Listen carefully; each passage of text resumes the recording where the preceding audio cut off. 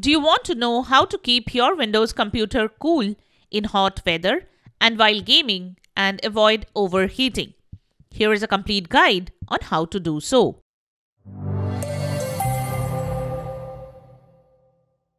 This is the Windows Club. Keeping your computer cool is important for its health and performance.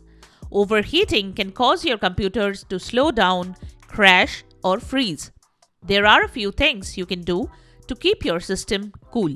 So let's get started and see how to keep your computer cool. Method 1. Don't overload your system with unnecessary software.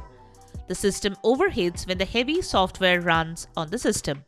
If you are using a computer with an average configuration, don't overload it with heavy software. You could check for such processes in the Task Manager. Right-click on the Windows Start button and select Task Manager. Go to the Processes tab. Right-click on the process you want to kill. Select End Task option. Once ending the unnecessary processes, exit Task Manager. However, you should not install any unnecessary software in the first place itself.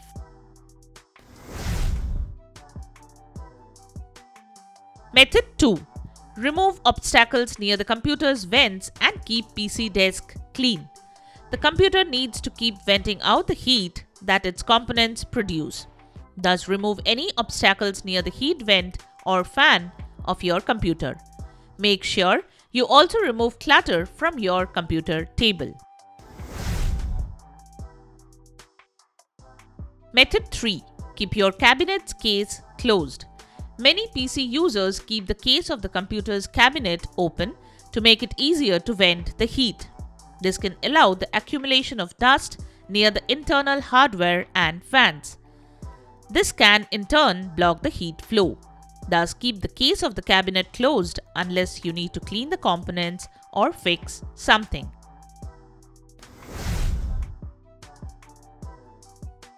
Method 4. Clean your computer. It is important to keep the vent and components dust-free. Any dust near the vent or an internal components will restrict the airflow and cause the system to overheat. Computers should be cleaned using specialized PC cleaning kits only. You should avoid using the general household dusters and solutions. Method 5. Avoid overclocking. Overclocking can boost performance but sometimes strain your PC's components and crash the system. So disable overclocking and to keep your system cool and working. To do that, boot into your BIOS or UEFI settings. The process of booting into BIOS varies from system to system. You can visit your manufacturer's website to know how to boot into your BIOS or go through the user manual to find it. Here we are showing the basic steps to enter into BIOS or the UEFI settings. Open your Windows settings by pressing Windows plus I keys. Click on Recovery from the right pane. Then click on the Restart Now button next to Advanced Startup. Once your PC restarts, select Troubleshoot. Then go to Advanced Options.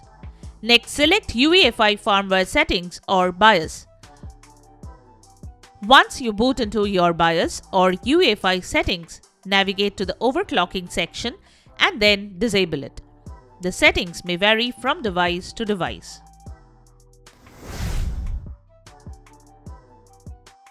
Method 6. Check the system's power supply fan. Laptops usually have a fan next to the power cable input. It is common for these fans to malfunction.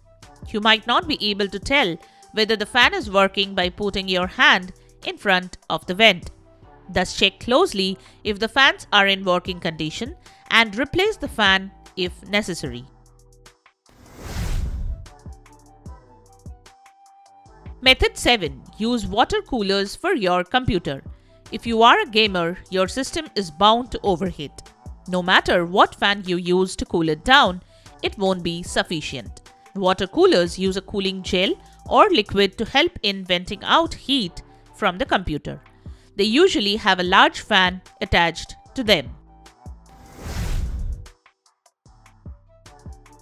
Method 8. move your system to a cooler location. It is as important to maintain the temperature of the surroundings of a computer as it is to keep the internal components cool. Keep your systems distant from sources of heat, dust, and moisture to avoid overheating. In case you work at a really hot location, consider installing an air conditioner for your computer room. This should keep the system cool.